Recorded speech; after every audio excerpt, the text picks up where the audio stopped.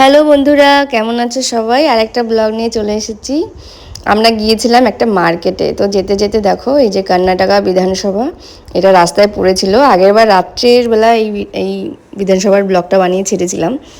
আর এবার দেখো দিন দিন ঠিক না, এটা কিন্তু সন্ধ্যাবেলা, তোমার 5:30 নাগাদের টাইম। তাও দেখো এত সুন্দর আকাশ।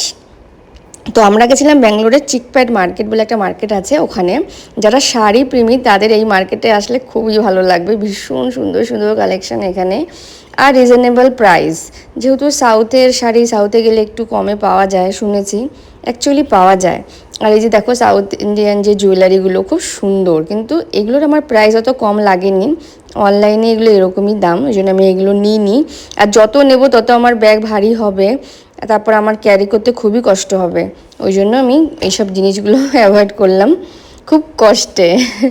তো দেখো আমার বর কিন্তু আমাকে খুব শপিং করায়, দেখো খুব সুন্দর জিনিস চুজ করে করে আমাকে কিনে দেবে, এটা নাও ওটা নাও।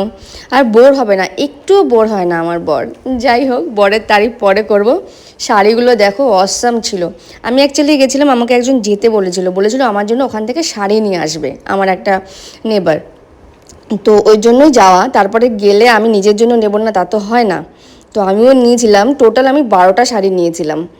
তো শপিং মানে মলের মতন বড় বড় শপও আছে, আর তোমার ছোট ছোট শপও আছে এখানে। দেখো কয়েকটা শাড়ি আমি এখানে দেখালাম, সব শাড়িগুলো আমার কাছে ফটো তোলা নেই। যাই হোক, তোমাদের যদি এই ভিডিওটা ভালো লাগে বা যারা ব্যাঙ্গালোরে আছো অবশ্যই তোমরা জানো চিকপ্যাড মার্কেট, বা যদি না জানো, না গিয়ে থাকো, অবশ্যই যাও। আমার তো খুব ভালো লেগেছে, তোমাদেরও আশা করি ভালো লাগবে। সস্তায় আমি পেয়ে গেছি শাড়ি, দামি শাড়িও আছে বাট আমি দামি শাড়ি নিইনি। যাই হোক, তোমাদের ভিডিও ভালো লাগলে লাইক করো, কমেন্ট করো, ভিডিও দেখে সঙ্গে থেকো, সবাই সুস্থ থেকো, ভালো থেকো। নেক্সট ব্লগে দেখা হবে। Tata, bye bye.